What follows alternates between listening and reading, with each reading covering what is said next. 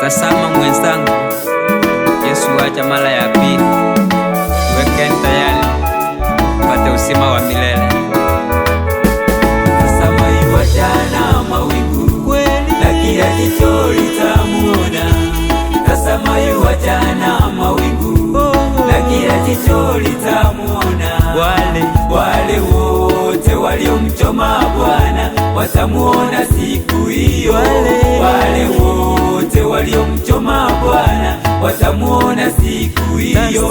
Tazama yuaja na mawingu, na kila jicho litamuona. Tazama yuaja na mawingu, na kila jicho litamuona. Wale wote waliomchoma Bwana watamuona siku hiyo. Wale wote waliomchoma Bwana watamuona siku hiyo. Itakuwa ni furaha kwa waaminifu, itakuwa ni huzuni kubwa kwa wenye dhambi. Itakuwa ni furaha kwa waaminifu, itakuwa ni huzuni kubwa kwa wenye dhambi. Mwenzangu, hiyo siku ni siku ngumu kabisa. Tutupu dhambi zetu jamani, tafadhali wenzangu, tupate uzima wa milele. Ndugu dada kwaitwa, usikawie wito kabisa. Anakuja, hiyo siku ni siku ya kutisha kabisa. Ndugu dada kwaitwa, usikawie wito. Tazama yuaja na mawingu, na kila jicho litamuona. Itakuwa ni furaha kwa waaminifu, itakuwa ni huzuni kubwa kwa wenye dhambi.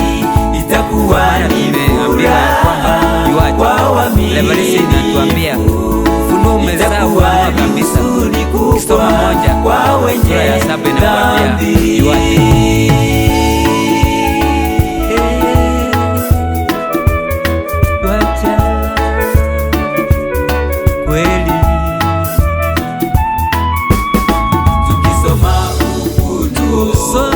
Sura yake ya kwanza, aya yake ni 7, inatueleza wasi. Tukisoma Ufunuo, sura yake ya kwanza, aya yake ni 7, inatueleza wasi.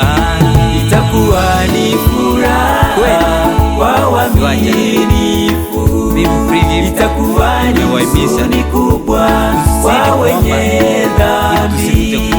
Itakuwa ni furaha kwa waaminifu, itakuwa ni huzuni kubwa kwa wenye dhambi. Itakuwa ni furaha kwa waaminifu, itakuwa ni huzuni kubwa kwa wenye dhambi. Itakuwa ni furaha kwa waaminifu, itakuwa ni huzuni kubwa kwa wenye dhambi.